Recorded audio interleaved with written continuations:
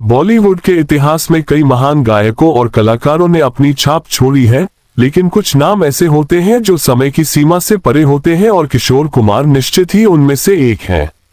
वे न सिर्फ एक गायक थे, बल्कि अभिनेता, संगीतकार, निर्माता, निर्देशक और लेखक भी थे।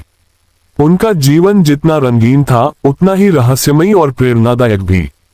किशोर कुमार का जन्म 4 अगस्त 1929 को मध्य प्रदेश के खंडवा में हुआ था। उनका असली नाम आभास कुमार गांगुली था। उनके पिता कुंजलाल गांगुली एक वकील थे और माता गौरी देवी एक घरेलू महिला थीं। किशोर कुमार 4 भाई बहनों में सबसे छोटे थे। उनके बड़े भाई अशोक कुमार पहले से ही फिल्म इंडस्ट्री में एक स्थापित अभिनेता थे, जिससे किशोर कुमार को भी इस दिशा में प्रेरणा मिली। किशोर कुमार ने अपनी प्रारंभिक शिक्षा खंडवा से ही प्राप्त की। इसके बाद वे मुंबई आ गए, जहां उन्होंने मुंबई के चर्चित कॉलेज से स्नातक किया। हालांकि उनका मन पढ़ाई में नहीं लगता था, वे हमेशा संगीत और अभिनय की ओर आकर्षित रहते थे। किशोर कुमार का फिल्मी करियर उनके भाई अशोक कुमार की मदद से शुरू हुआ। उन्हें बॉम्बे टॉकीज की फिल्म शिकारी 1946 में एक छोटे से रोल में मौका मिला। हालांकि उनकी असली पहचान एक गायक के रूप में बनी। शुरुआत में वे कुंदनलाल सहगल के बहुत बड़े प्रशंसक थे और उन्हीं की शैली में गाते थे, लेकिन बाद में उन्होंने अपनी अलग पहचान बनाई। उनकी गायकी की शुरुआत 1948 में फिल्म जिद्दी के गीत मरने की दुआएं क्यों मांगूं से हुई थी, जिसे संगीतकार खेमचंद प्रकाश ने तैयार किया था। इसके बाद किशोर कुमार ने पीछे मुड़कर नहीं देखा।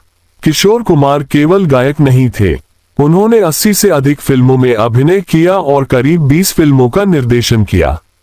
वे खुद के लिए गीत लिखते, संगीत बनाते, अभिनय करते और यहां तक कि प्रोड्यूस भी करते थे। उनकी प्रमुख फिल्मों में चलती का नाम, गाड़ी, पड़ोसन, हाफ टिकट, प्यासा आदि शामिल हैं।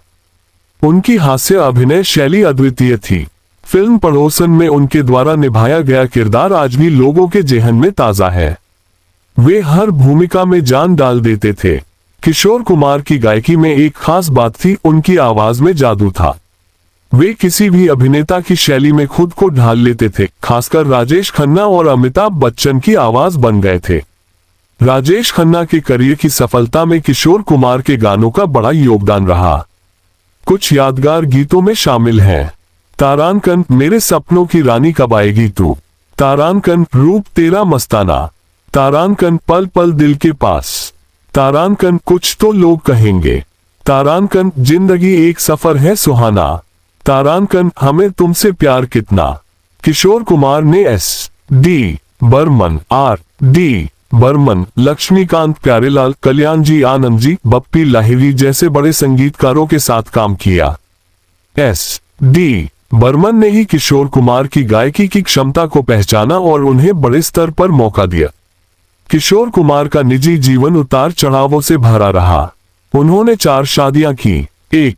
पहली शादी रुमा गुहा ठाकुरता से 1950-1958।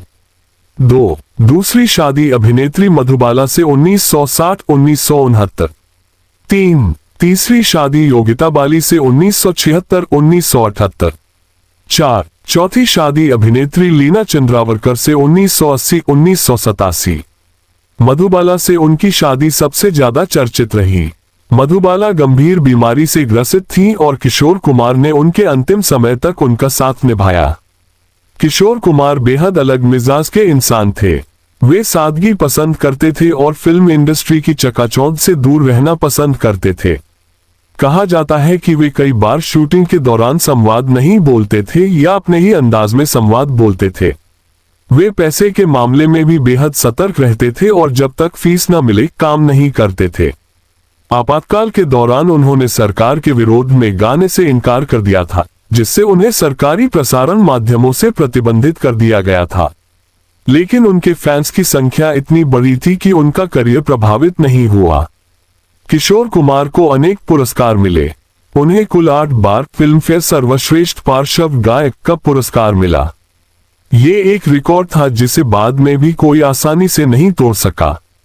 कुछ प्रमुख पुरस्कार: तारांकन फिल्मफेयर अवार्ड्स 8 बार, तारांकन लता मंगेशकर पुरस्कार मरणोपरांत, तारांकन मध्य प्रदेश सरकार द्वारा स्थापित किशोर कुमार सम्मान उनके नाम पर दिया जाता है।